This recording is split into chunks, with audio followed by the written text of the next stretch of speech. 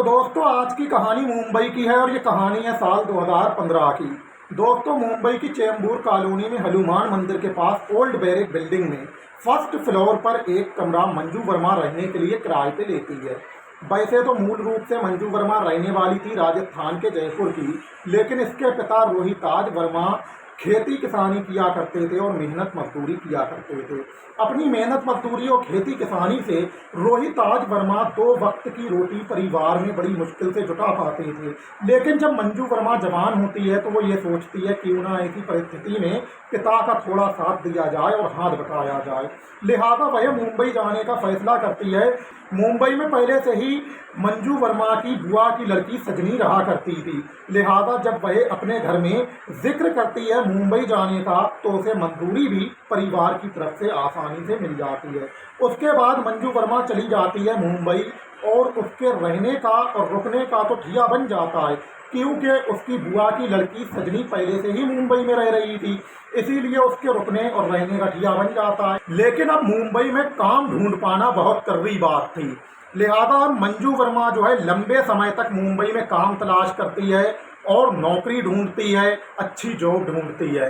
लेकिन काफ़ी मेहनत और मशक्क़त करने के बावजूद भी मंजू वर्मा को एक अच्छी नौकरी और जॉब नहीं मिल पाती है।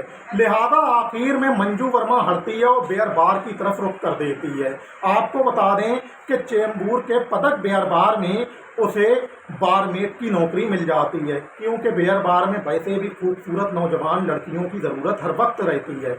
इसीलिए चेंबूर के पदक बेयर बार में मंजू वर्मा को बारमेट की नौकरी मिल जाती है, जहां उसे अच्छा वेतन मिलता था और जनाब अच्छे टिप्स भी मिलते थे। लिहाजा बेयर बार में आने वाले कस्टमर भी मंजू वर्मा से काफ़ी खुश रहा करते थे और बेयर बार का जो हेड था सेट्टी वो भी मंजू वर्मा को खूब माना करता था। मंजू वर्मा काफ़ी मेहनती थी, लिहाजा होता यह है कि वहाँ से उसे अच्छी सैलरी अच्छा वेतन मिला करता था। अब मंजू वर्मा चेंबूर कॉलोनी के हनुमान मंदिर के पास ओल्ड बैरिक बिल्डिंग में फर्स्ट फ्लोर पर एक कमरा किराए पे लेती है और उसी में रहने लगती है। लिहाजा यहीं से मंजू वर्मा की जिंदगी की नई शुरुआत होती है। अब जनाब सब कुछ ठीक ठाक चल रहा था, अच्छी सैलरी मिल रही थी, अच्छी तनख्वाह मिल रही थी और जॉब भी अच्छी थी, मंजू वर्मा के पास कमाई भी अच्छी थी। तो अब वह कमाई का बड़ा हिस्सा अपने घर भेज दिया करती थी और कुछ हिस्से को अपने पास रोक लिया करती थी।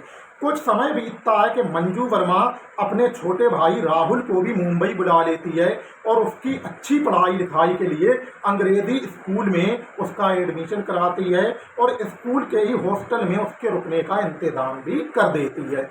फिलहाल दोस्तों अब सब कुछ ठीक ठाक चल रहा था, लेकिन 28 मई साल 2015 की रात मंजू वर्मा के पिता रोहिताज वर्मा और इसकी मां के लिए बहुत डरावनी होती है, क्योंकि 28 मई की रात को मंजू वर्मा के माँ बाप अपनी बेटी के फ़ोन कॉल की रास्ता देखते रहते हैं लेट नाइट तक, लेकिन फ़ोन कॉल नहीं आता है, जिसके बाद उसके माँ बाप परेशान हो जाते हैं और होनी अनहोनी की आशंकाएं जताने लगते हैं।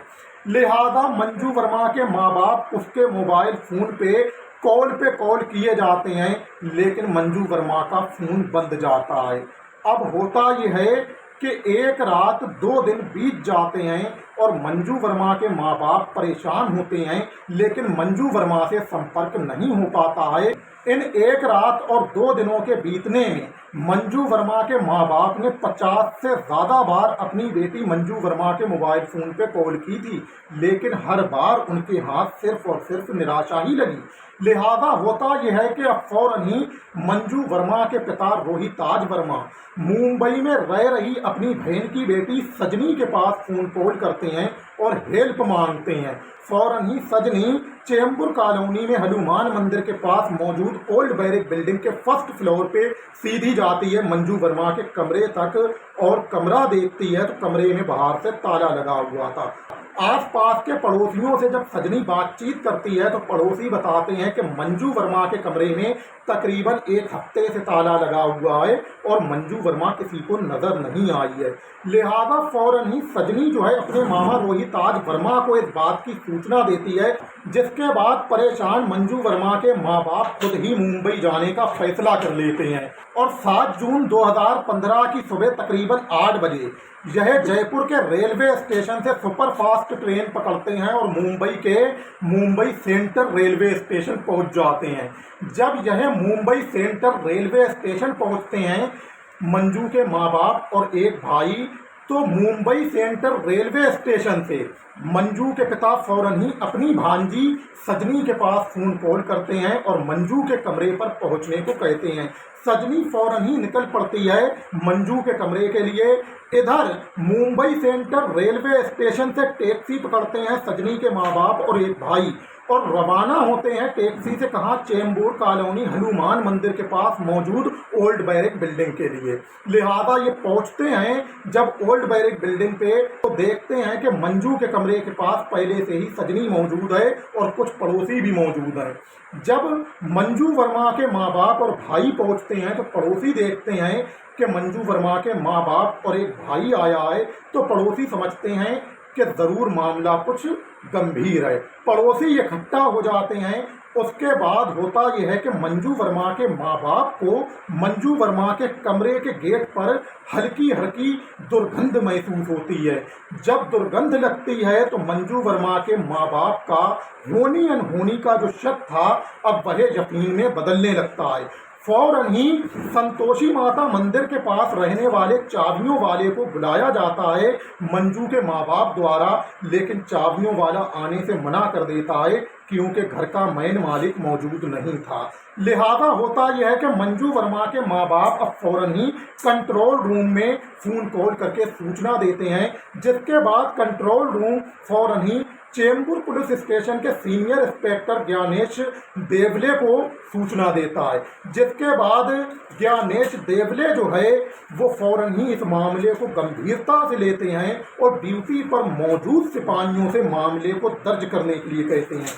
उसके बाद जो चेंबूर पुलिस स्टेशन के सीनियर इंस्पेक्टर हैं ज्ञानेश देवले, वो अपने सीनियर अधिकारियों को भी जानकारी देते हैं। उसके बाद चेंबूर पुलिस स्टेशन के सीनियर इंस्पेक्टर ज्ञानेश देवले, असिस्टेंट इंस्पेक्टर विशाल गायकवाड़, अनिल शिर्के और कुछ सिपाहियों के साथ चेंबूर पुलिस स्टेशन के सीनियर इंस्पेक्टर ज्ञानेश देवले घटना स्थल की तरफ रवाना होते हैं और हनुमान मंदिर के पास पहुंचते हैं ओल्ड बैरिक बिल्डिंग के फर्स्ट फ्लोर पर, सीधे कहाँ मंजू वर्मा के कमरे तक, जहां भीड़ लगी हुई थी और मंजू वर्मा के माता पिता और एक भाई भी मौजूद थे। लिहाजा पुलिस जब भीड़ को हटाते हुए मंजू वर्मा के कमरे के गेट पे पहुंचती है तो पुलिस को भी कुछ दुर्गंध महसूस होने लगती है। लिहाजा होता यह है कि दुर्गंध महसूस होने पर चेंबूर पुलिस स्टेशन के सीनियर इंस्पेक्टर ज्ञानेश देवले जो हैं सिपाहियों को ऑर्डर करते हैं गेट का ताला तोड़ने के लिए। किसी तरह जब सिपाही गेट का ताला तोड़ते हैं और गेट को खोलते हैं तो दुर्गंध दूर तक फैल जाती है। नाक से कपड़ा लगाते हुए पुलिस वाले अंदर दाखिल होते हैं मंजू वर्मा के कमरे में, तो देखते हैं कि बेड पर मंजू वर्मा का शव पड़ा हुआ है, जो कि शव तकरीबन 1 हफ्ता पुराना था। शव काला पड़ चुका था, खून बिखरा पड़ा था और खून कमरे की दीवारों पर भी लगा हुआ था। लिहाजा मंजू वर्मा के शरीर पर एक भी कपड़ा नहीं था और जनाब उसके शव के पास एक लोहे का तवा पड़ा था और कमरे की दीवार पर एक मोबाइल नंबर लिखा हुआ था। अब जनाब जब शव का निरीक्षण किया जाता है तो शव के सर पे गहरे जख्म थे और गले पर भी गहरे जख्म थे, जिससे साफ ये जाहिर हो रहा था कि मंजू वर्मा की बेरहमी से और निर्मम हत्या की गई है।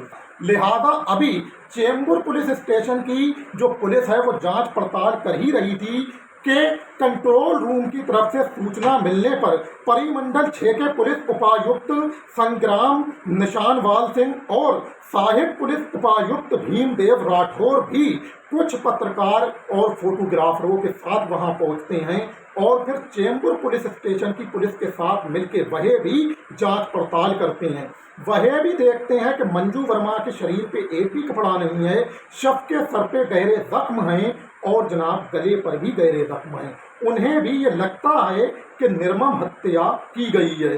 शव के पास से एक लोहे का तवा बड़ा था और जनाब कमरे की दीवार पे से एक मोबाइल नंबर मिलता है जिसे पुलिस लिख लेती है। लिहाजा होता यह है कि अब पुलिस शव को सील करती है और घाटकोरपुर राजावाड़ी के हॉस्पिटल पोस्टमार्टम के लिए भेज देती है। इधर पुलिस जो है आ जाती है पुलिस स्टेशन और फिर जांच पड़ताल में लगती है। तो सबसे पहले पुलिस जो है मंजू के माँ बाप से ही पूछताछ करती है। तो मंजू वर्मा के माँ बाप बताते हैं कि हमें नहीं है पता कि मंजू का कत्ल किसने किया है और ना ही हमें इस नए शहर में किसी नए दुश्मन पे शक है। लिहाजा मंजू वर्मा के माँ बाप बताते हैं कि हमारी बेटी फिरोज खान नाम के एक लड़के के साथ प्रेम संबंधों में थी और उसने इस बात को परिवार वालों को भी बता दिया था। हमें ये पता है कि फिरोज खान हमारी बेटी से कमरे पर मिलने आता था और हमारी बेटी मंजू फिरोज खान से बेइंतहा प्यार किया करती थी। लिहाजा इतना तो पता लग गया था कि मंजू वर्मा का बॉयफ्रेंड कोई फिरोज खान नाम का लड़का था। लेकिन ये फिरोज खान कौन था और क्या इसकी वल्दियत है, कहाँ का रहने वाला था और मुंबई में कहाँ रहता है और कैसा दिखता है, ये सब रहस्य बना हुआ था। अब पुलिस जो है फौरन ही फिरोज खान का पता करने के लिए क्या करती है कि जो नंबर मिला था उस नंबर को सर्वेलांस पे लगा के ट्रैक करती है। तो पता लगता है कि ये नंबर सुरेंद्र करण सिंह के नाम पे रजिस्टर्ड है। जो सुरेंद्र करण सिंह ई ब्लॉक मोहर गांव चेंबूर का रहने वाला था। पुलिस फौरन ही ई ब्लॉक मोहर गांव चेंबूर पहुंचती है सुरेंद्र करण सिंह के एड्रेस पे, जहां सुरेंद्र करण सिंह मौजूद नहीं था। पुलिस जब पड़ोसियों से पूछताछ करती है तो पड़ोसी बताते हैं कि सुरेंद्र करण सिंह नाशीवाड़ा अशोक नगर भाड़ा कॉलोनी चेंबूर में रहता है। लिहाजा पुलिस जो है फौरन ही नाशीवाड़ा अशोक नगर भाड़ा कॉलोनी में जाके छापा मारती है, जहां सुरेंद्र करण सिंह पुलिस को मिल जाता है। अब पुलिस जो है सुरेंद्र करण सिंह से पूछताछ करती है और नंबर बताती है। तो सुरेंद्र करण सिंह कहता है कि सिम कार्ड सही है, नंबर मेरा ही है, सिम कार्ड भी मेरा है, लेकिन यह मेरा दोस्त फिरोज खान चलाता है और यूज करता है। अब पुलिस पूछती है फिरोज खान कहाँ मिलेगा, तो बताता है सुरेंद्र करण सिंह कि वह बांद्रा कुर्द के इम्तियाज अहमद के यहाँ काम करता है। पुलिस फौरन ही साथ लेती है सुरेंद्र करण सिंह को और पहुंचती है कहाँ, बांद्रा कुर्द के इम्तियाज अहमद के यहाँ। जहाँ इम्तियाज अहमद पुलिस को मिलते हैं तो वो बताते हैं कि जी हाँ, फिरोज खान मेरे यहाँ काम करता था, लेकिन 6-7 महीने पहले वह काम काज सब छोड़ के चला गया है। अब मुझे नहीं है पता कि वो कहाँ है। लिहाजा पुलिस जो है अब परेशान हो जाती है और जनाब पुलिस के पास कुछ नहीं था और ना ही पता लग रहा था फिरोज खान का आखिर फिरोज मुंबई के किस इलाके में छुप गया है। लेकिन पुलिस जो है अभी भी हिम्मत नहीं हारती है और पुलिस मेहनत मशक्कत के साथ फिरोज को तलाशने में लगी रहती है।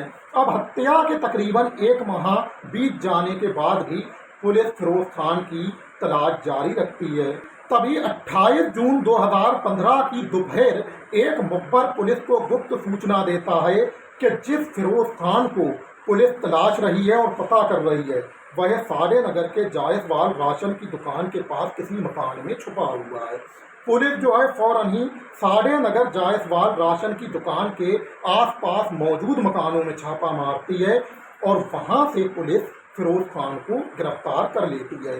पुलिस ने पहले ही फोटो तो फिरोज खान का हासिल कर लिया था सुरेंद्र करण सिंह के जरिए, क्योंकि सुरेंद्र करण सिंह भी कभी इम्तियाज अहमद के पास काम किया करता था बांद्रा कुर्द में, और वहीं काम किया करता था कौन, फिरोज खान। तो वहीं सुरेंद्र करण सिंह और फिरोज खान की दोस्ती हो गई थी। लिहाजा पुलिस ने फोटो तो हासिल कर लिया था, लेकिन 28 जून साल 2015 को पुलिस ने साड़े नगर के जायसवाल राशन की दुकान के पास से फिरोज खान को गिरफ्तार कर लिया। उसके बाद पुलिस लेके आती है चेंबूर पुलिस स्टेशन में और सामने करती है सीनियर इंस्पेक्टर ज्ञानेश देवले के। ज्ञानेश देवले फिरोज खान से कुछ सवाल करते हैं, लेकिन कुछ सवालों के जवाब लेने के बाद वह इंस्पेक्टर ज्ञानेश खुल्लम और असिस्टेंट इंस्पेक्टर विशाल गायकवाड़ के हवाले कर देते हैं जरूरी पूछताछ के लिए। लिहाजा होता यह है कि अब पुलिस से इंस्पेक्टर ज्ञानेश खुल्लम और असिस्टेंट इंस्पेक्टर विशाल गायकवाड़ पूछताछ करते हैं और कुछ तेज तर्रार पुलिस वाले पूछताछ करते हैं। पहले तो फिरोज खान जो है पुलिस को घुमाने की कोशिश करता है और जो भी सवालों के जवाब पुलिस को देता है, पुलिस भी समझ जाती है कि अभी फिरोज खान जो भी सवालों के जवाब दे रहा है और जो भी सच्चाई बता रहा है, पुलिस समझ जाती है कि इस सच्चाई के पीछे अभी कुछ असल सच्चाई छुपी हुई है। लिहाजा पुलिस सख्ती दिखाती है और सख्ती के साथ पुलिस अंदाज में फिरोज खान से पूछताछ करती है, तो बहुत जल्द ही फिरोज खान टूट जाता है और फिर वो हत्या का जुर्म पुलिस के सामने कुछ इस तरह से कबूल करता है। दरअसल आपको बता दें कि 36 साल का फिरोज खान यूपी के बुलंदशहर का रहने वाला था और इसके घर की आर्थिक स्थिति ठीक ठाक नहीं थी। इसके घर सिलाई कढ़ाई और दरदोजी का काम हुआ करता था। लिहाजा 21 साल की उम्र में यह मुंबई आ जाता है अपने घर वालों से सुलह मशवरा करके और अपने एक रिश्तेदार के जरिए बांद्रा कुर्द के इम्तियाज अहमद के यहाँ काम पे लग जाता है, जहां सुलेंद्र करण सिंह भी काम कर रहा था। लिहाजा वहीं सुलेंद्र करण सिंह और फिरोज खान की दोस्ती भी होती है। फिलहाल कामकाज सीखने के बाद जब कुछ समय हो जाता है काम करते हुए फिरोज खान को, तो इसके घर की आर्थिक स्थिति ठीक ठाक हो जाती है, जिसके बाद इसके परिवार वाले दिल्ली में रहने वाले रिश्तेदारों के यहाँ एक लड़की देखते हैं और फिर फिरोज खान की शादी कर देते हैं। लेकिन ये शादी ज़्यादा दिन तक चल नहीं पाती है। साल 2011 के शुरुआती दिनों में फिरोज खान अपनी पत्नी को तलाक दे देता है और वो चली जाती है। उसके बाद ये वापस मुंबई आ जाता है और मुंबई आने के बाद चेंबूर सम्राट अशोक नगर नवज्योति सोसाइटी के सामने जायसवाल चाल में एक कमरा किराए पे लेकर फिरोज खान रहने लगता है। लिहाजा वहीं पड़ोस में रहा करती थी मंजू वर्मा भी। मंजू वर्मा जो कि कम से उम्र की थी, लिहाजा काफ़ी खूबसूरत लड़की थी। लिहाजा जब मंजू वर्मा पे नज़र पड़ती है फिरोज खान की, तो उसके दिल में हलचल मच जाती है। अब वह मंजू वर्मा को हासिल करने का सोचने लगता है और अपने दिमाग में टेक्निकें बनाने लगता है। अब फिरोज खान अपने दोस्त सुलेंद्र करण सिंह से मिलने जब जाया करता था, तो उसे वहाँ मंजू वर्मा दिखा करती थी। बहुत मन से चाहा करता था फिरोज खान मंजू वर्मा को, लेकिन शुरू में वो मंजू वर्मा से नज़र भी नहीं मिला पाता है, क्योंकि मंजू वर्मा बहुत कम उम्र की थी और फिरोज खान की उम्र ज़्यादा थी। लिहाजा होता यह है कि अब फिरोज खान को पता लगता है कि मंजू वर्मा बियर बार में काम करती है, तो उसकी कुछ झिझक खुल जाती है और फिर वह मंजू वर्मा से नजरें मिलाना शुरू कर देता है। होता यह है कि होली पर जब फिरोज खान अपने दोस्त सुरेंद्र करण सिंह के साथ होली खेलने जाता है, तो भी वहाँ मंजू वर्मा मिलती है और कुछ बातचीत होती है। अब वह धीरे धीरे मंजू वर्मा के करीब आने लगता है, यहाँ तक कि वह मंजू वर्मा के पीछे इतना ज़्यादा पड़ जाता है कि अपना काम धंधा छोड़कर पदक बियर बार में जाता है और मंजू वर्मा से मिलता है, उसके पीछे पीछे फिरता है और फिर जब उससे दोस्ती होती है तो महंगे महंगे उसे उपहार भी देता है। अब मंजू वर्मा भी ये समझ रही थी कि आखिर फिरोज खान उससे क्या चाहता है। मंजू वर्मा भी धीरे धीरे उसकी ओर आकर्षित होने लगती है, लेकिन मंजू वर्मा कम से उम्र की थी, उसके शरीर में इतनी ज़्यादा सेक्स की मादा थी कि फिरोज खान उसकी शारीरिक जो समस्या थी वो पूरी तरह से दूर नहीं कर पाता था, क्योंकि फिरोज खान शादीशुदा भी था और फिर उम्रदराज भी था। लिहाजा होता यह है कि अब ये दोनों दोस्ती में डूब जाते हैं और फिर शारीरिक संबंध एक दिन बना लेते हैं। कौन? मंजू वर्मा और फिरोज खान। एक बार मंजू वर्मा और फिरोज खान के बीच जब शारीरिक संबंध बनते हैं, तो जब भी इन्हें मौका मिलता था ये शारीरिक संबंध बना लिया करते थे, लेकिन मंजू वर्मा के शरीर की आग नहीं बुझा पाता था फिरोज खान। लिहाजा होता यह है कि अब घटना से कुछ समय पहले ही 4 मई 2015 को मंजू वर्मा अपने छोटे भाई राहुल के साथ मुंबई से अपने गांव चली जाती है अपनी चचेरी बहन की शादी में। लिहाजा वहां शादी को अटेंड करती है और शादी अटेंड करने के बाद 24 मई 2015 को वापस मुंबई अकेली ही आ जाती है। उसके भाई को स्कूल से 2 माह की छुट्टियां मिली थी, इसीलिए वो गांव में छुट्टियां बिता के आता। लेकिन जैसे ही पता लगता है फिरोज खान को कि गांव से मंजू वर्मा वापस कमरे पर आ गई है, तो फौरन ही भागा दौड़ा सा वो आता है मंजू वर्मा के पास और फिर मंजू वर्मा से मिलता है और बातचीत करता है। बातचीत करने के बाद वह मंजू वर्मा के माँ बाप और परिवार वालों के भी हालचाल लेता है। लिहाजा होता यह है कि कुछ ही देर के बाद मंजू वर्मा से फिरोज खान शारीरिक संबंध बनाने को कहता है। शुरू में तो मंजू वर्मा एग्री नहीं होती है, लेकिन बार बार फिरोज खान के कहने पर वह एग्री हो जाती है और फिर ये दोनों शारीरिक संबंध बना लेते हैं। संबंध बनाते वक्त ही अचानक से मंजू वर्मा फिरोज खान को बैठ पे से धक्का दे देती है और उल्टा सीधा कहने लगती है, उसे हिजड़ा कहने लगती है, नामर्द कहने लगती है, जिससे कि फिरोज खान का खून खौल जाता है और गुस्से में आकर वह किचन में जाता है और एक लोहे का बड़ा सा तवा लाता है। कई बार लोहे के तवे से मंजू वर्मा के सर पे वार करता है और जनाब उसके गले पे वार करता है, उसकी हत्या कर देता है। उसके बाद उसका पर्स, मोबाइल और कुछ सोने के गहने लेकर फरार हो जाता है और मंजू वर्मा के कमरे में बाहर से ताला डाल जाता है। लिहाजा इस तरह से जब वह हत्या का जुर्म कबूल करता है तो पुलिस फौरन ही हत्या की धारा 302 के अंतर्गत मुकदमा दर्ज करते हुए फिरोज खान को अदालत में पेश करती है और वहीं से जेल भेज देती है। तो दोस्तों, ये थी पूरी कहानी मंजू वर्मा और फिरोज खान की लव स्टोरी।